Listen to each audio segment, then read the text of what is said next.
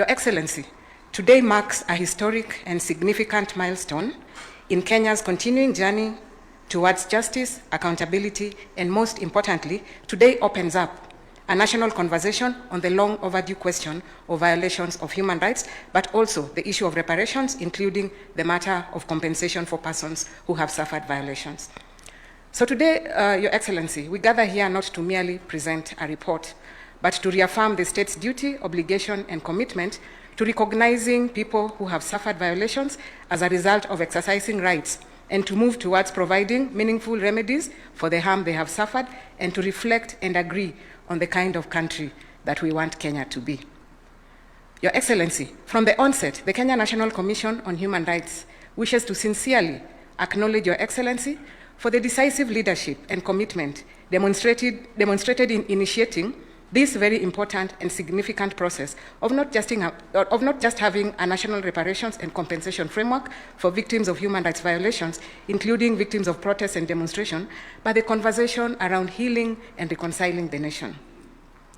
Your Excellency, as a country, we cannot have a conversation about human rights, about reparations, about compensation, without honoring and recognizing the enduring and courageous role played by the late Right Honorable Raila Odinga, whose consistent advocacy for the respect of human rights and reparations for victims of violations has significantly contributed to sustaining this important national conversation. He was very passionate about addressing human rights violations as a critical step in confronting the historical, socioeconomic, and political challenges that have continued to affect our beloved nation. So today's event, Your Excellency, is therefore the greatest tribute that we can have as a nation to honor the legacy of the late Right Honorable Raila Odinga, and implementing the recommendations herein is a posthumous honor to his legacy. Your Excellency, your bold and deliberate decision to require this reparations framework demonstrates a profound understanding that the state's obligations to victims must be fulfilled through structured, principled, and time-bound action grounded in law, policy, and institutional commitment. This truly reflects our national moral obligation and profound need for justice, accountability, reconciliation, and national healing. It recognizes that sustainable peace cannot be built upon unaddressed grievances, and that genuine unity requires acknowledgement of past wrongs, restoration of dignity to victims, and a collective commitment to ensuring that such violations never recur. Your Excellency, the Commission accepted and embraced this responsibility with utmost humility, seriousness, unwavering resolve, and above all, a deep sense of national duty and commitment to justice. Your Excellency, this unprecedented national undertaking marks the first time in Kenya's history that the government has on its own initiative embarked on such a process, one that seeks to formally acknowledge that human rights violations occurred, and this landmark initiative signifies a clear commitment to move the nation from documenting to redressing, from acknowledgement to reform, and from recognition to accountability. Your Excellency, successive governments have received numerous reports documenting grave human rights violations, including the historic Truth, Justice, and Reconciliation Commission report. These reports recorded violations, identified victims, and set out clear and concrete recommendations, including the establishment of mechanisms for reparations.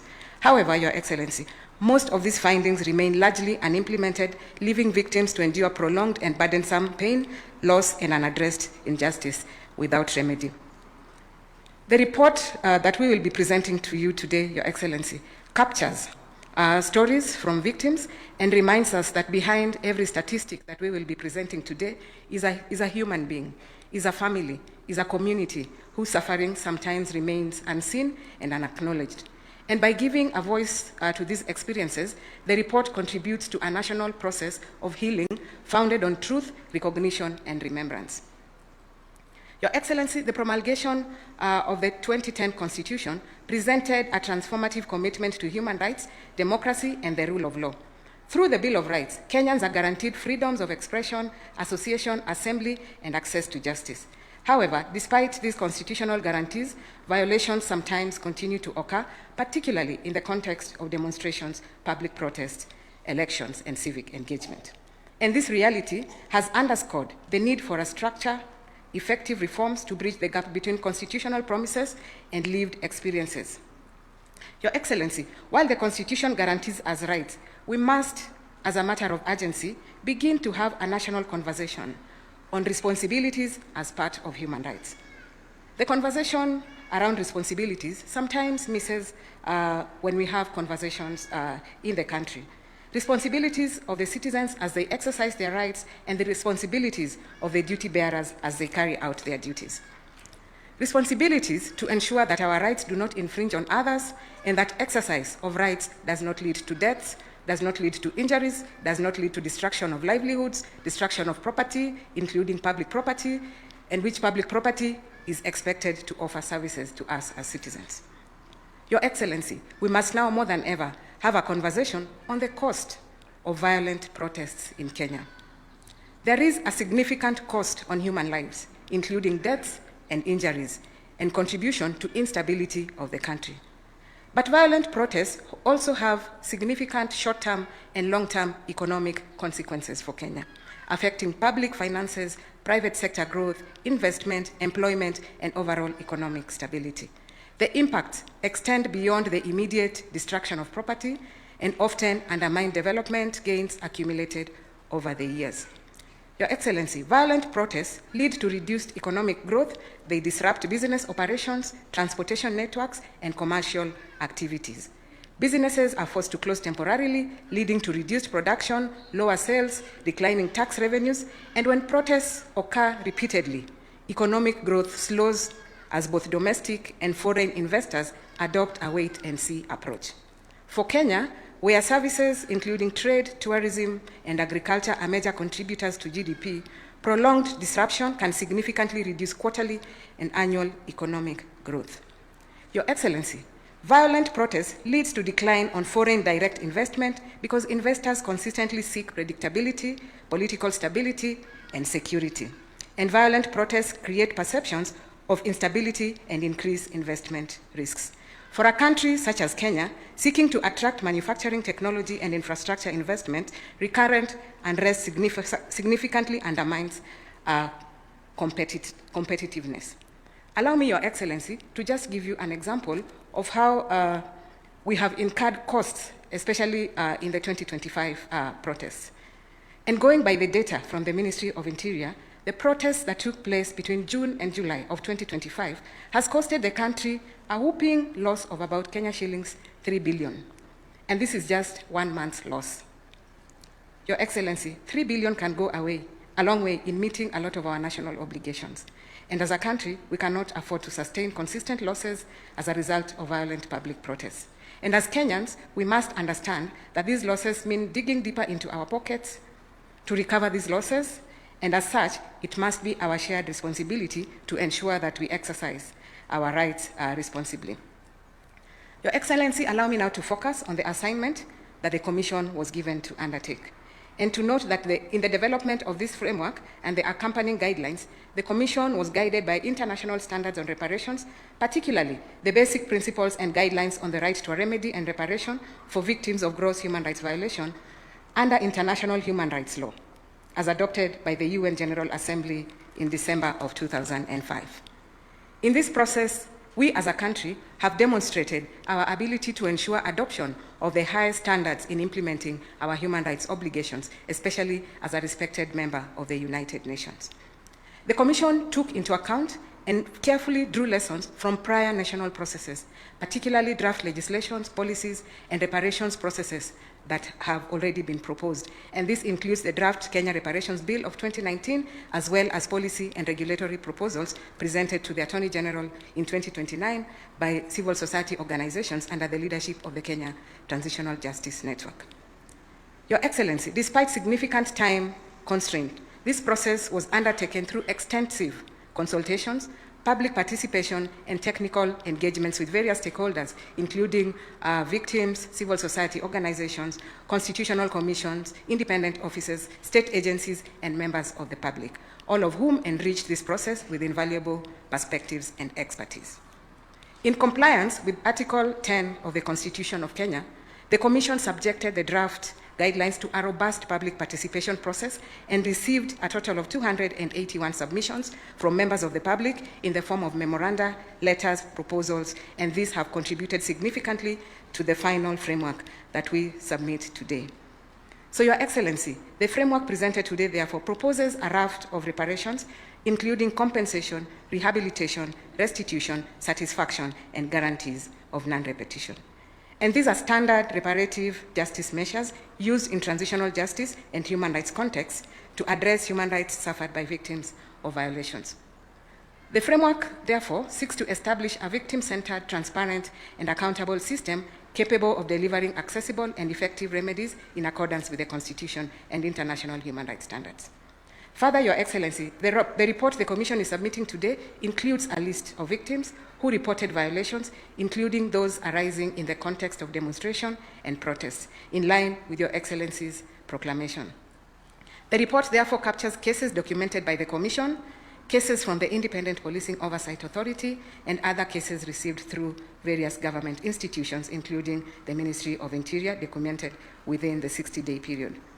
However, allow me to note, Your Excellency, that more cases have been documented subsequent to the finalization of this report involving individuals who equally qualify for inclusion in this list. The Commission therefore humbly requests that Your Excellency considers reparations for these cases in subsequent process, of course taking into account issues around budgeting processes. Your Excellency, the report that we shall shortly present to you documents and identifies cases of violations that were widespread or systemic in nature. Accordingly, the Commission documented violations arising in 2017 and 2022, which were largely linked to disputes and protests around the general elections. But we also documented protests from 2023 and 2024 protests, particularly during the Finance Bill and Gen Z protests. And we also documented victims from the 2025 Sabasaba demonstrations. And the Commission did this acknowledging that not all cases reported to the Commission qualify as gross human rights violations for reparations, as some were isolated criminal acts, including those committed by individual police officers and other citizens, which Your Excellency, we believe, should ideally go through the criminal justice processes. Your Excellency, in identifying victims, the Commission also acknowledged that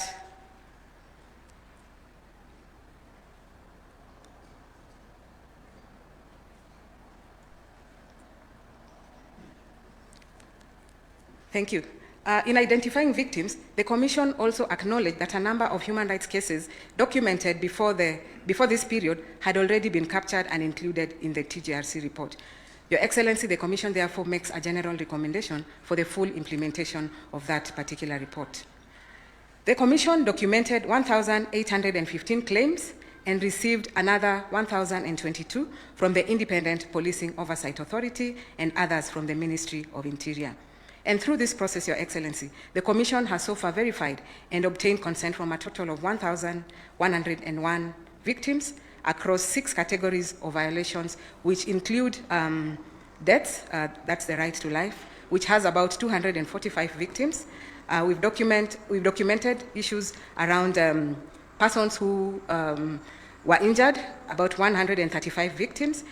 The majority of the victims were those who were arrested, who make up a total of 473 victims, but we've also documented cases of sexual violence, about 75 victims, and cases around the right to property, which is 138 victims.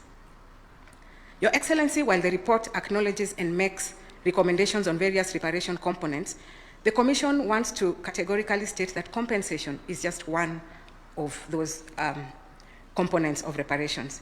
And this is in acknowledgement that as a country, we sometimes have resource constraints, and the report highly recommends that priority be given to collective reparations, especially for regions and areas that have historically suffered from the effects of protests.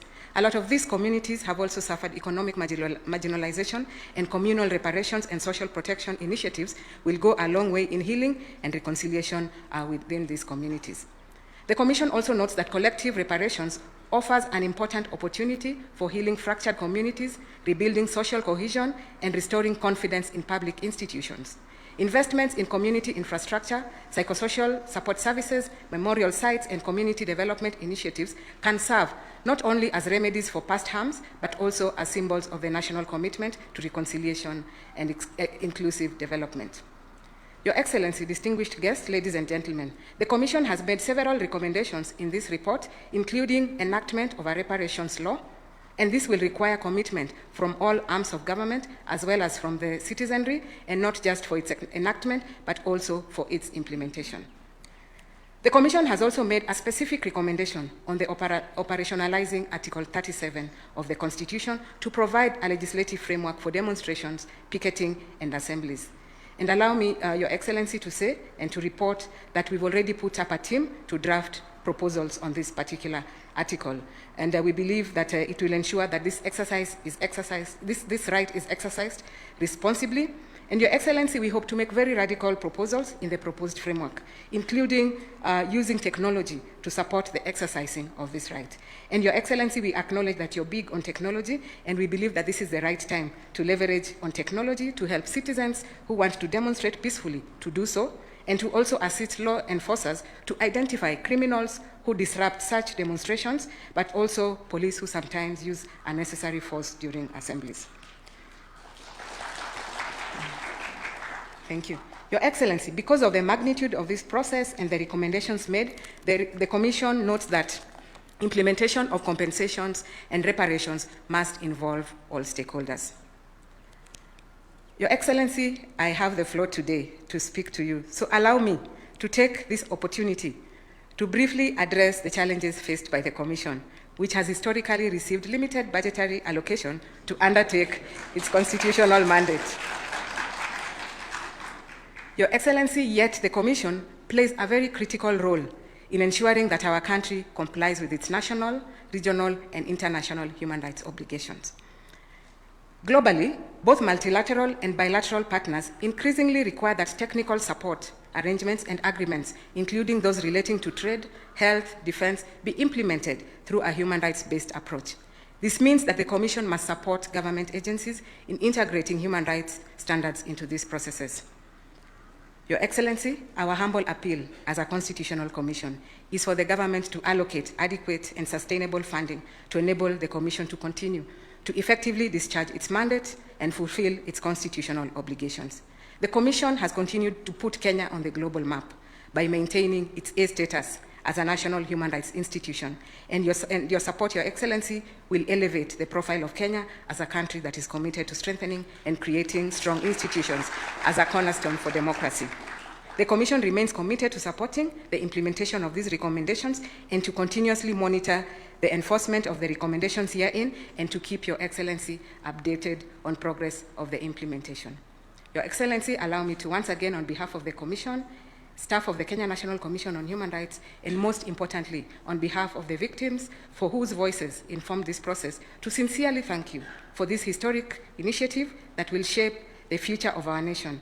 Kenya has taken an important step towards healing historical wounds, strengthening national unity, and building a society founded on justice, human dignity, accountability, and respect for human rights. The true measure of this process will not be only in the submission of this report, but in the subsequent processes towards ensuring lives are restored, trust is rebuilt, and hope renewed among Kenyans.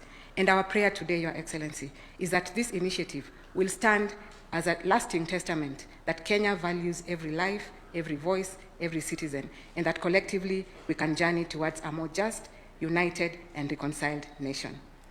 And at this stage, Your Excellency, it is my pleasure, as the chairperson of the Kenya National Commission on Human Rights, to formally present this report, the reparations guidelines, the list of victims, and the proposed legislation on reparations today for your consideration and action as the beginning of a new chapter in which Kenya moves towards a structured, credible, sustainable process of addressing human rights violations, rebuilding public trust in institutions, promoting reconciliation amongst communities, and laying the foundation for lasting national healing.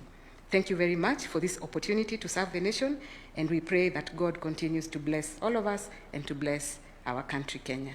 Thank you very much.